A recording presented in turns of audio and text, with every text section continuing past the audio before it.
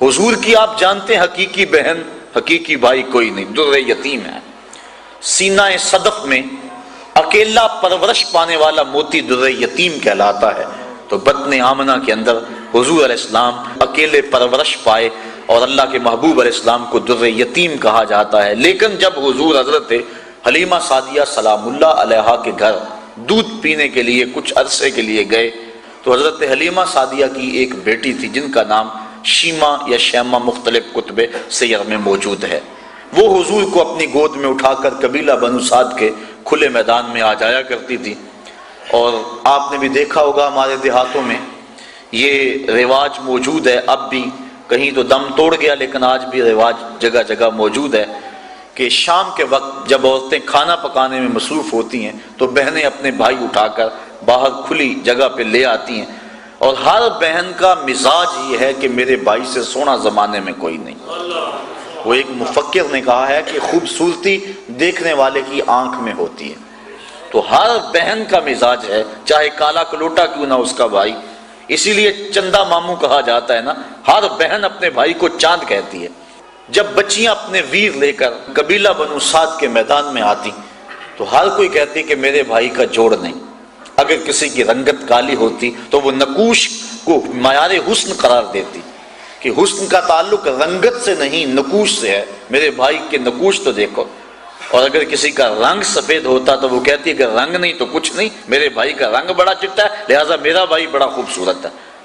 بحث مباحثہ ہو رہا ہوتا اور کوئی ماننے کو تیار نہ ہوتی کہ میرا بھائی کسی سے کم ہے، اتنے میں حضرت شیمہ اپنے ویر محمد کو اٹھا کے لے آتی، اور جو ہی وہ آتی اور کہتی ہاں میرا بھائی بھی آ گیا، تو وہ کہتی نہیں شیمہ تیرے ویر کا مقابلہ تو نہیں نا۔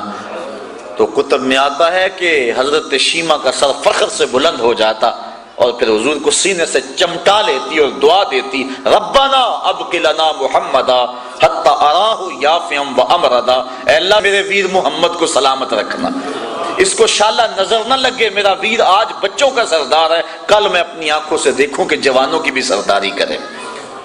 حضرت شیخ محقق نے بھی اس واقعہ کو لکھا ہے، کتب سیر میں موجود ہے کہ ایک غزوے میں حضرت شیمہ کے قبیلے کے ساتھ لڑائی ہوئی، چونکہ ان کی شادی ہو گئی، اولاد ہو گئی۔ جس قبیلے میں حضرت شیمہ کا نکاح ہوا تھا مدینہ شریف کے دور میں، مدنی دور میں حضور کی لڑائی غزوہ اس قبیلے کے ساتھ ہوا۔ اس قبیلے کے کافی لوگ پکڑے گئے، گرفتار ہو گئے، کچھ قتل کر دیے گئے۔ گرفتار شدگان کو چھڑانے کے لیے عرب کے رواج کے مطابق وہ فدیے کی رقم اکٹھی کر رہے تھے کہ چلتے چلتے حضرت شیمہ کے گھر آئے، انہوں نے پوچھا یہ رقم تم کیوں اکٹھی کر رہے ہو، یہ فنڈ کس لیے اکٹھا کیا جا رہا ہے؟ انہوں نے بتایا کہ ایک شخص سے ہماری لڑائی ہوئی ہے جو ادعائے نبوت رکھتا ہے، مدینے میں اس کا بسیرا ہے، اتنے ہمارے بندے پکڑے گئے ہیں، ان کو چھڑانا ہے۔ کہا کیا نام ہے اس کا؟ کہا نام اس کا محمد ہے صلی اللہ علیہ وسلم۔ بس آنکھوں سے آنسو جاری ہو گئے۔ کہا اچھا اس نے تمہارے بندے پکڑے؟ کہا ہاں۔ کہا پھر رقم اکٹھی نہ کرو۔ کہا کیوں؟ کہا مجھے ساتھ لے چلو۔ کہا تو کیا کرے گی؟ کہا میں تمہارے بندے چھڑا کے لاؤں گی۔ کہا تو کیسے چھڑائے گی؟ کہا وہ میرا ویر لگتا ہے، وہ میرا بھائی لگتا ہے۔ قوم کے سردار ساتھ ہیں، حضرت شیمہ قوم کے سرداروں کو لے کر حضور کے خیمہ نوری کی طرف بڑھ رہی ہیں۔ یہ وہ وقت تھا جب ادب کی آیتیں اتر چکی ہیں، صحابہ ننگی تلواروں سے پہرا دے رہے ہیں۔